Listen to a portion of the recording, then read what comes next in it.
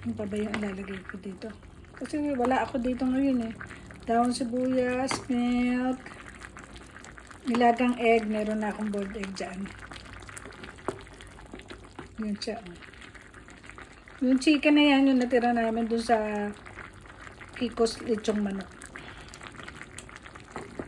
Para may natitira nila, lagay ko kung saan-saan. Sa pancit, sa sopas.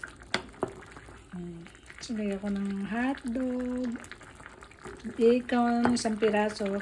Pampalasa lang. Tupalo na lang yung dahon sibuyas at saka ano ba yung sabi ko?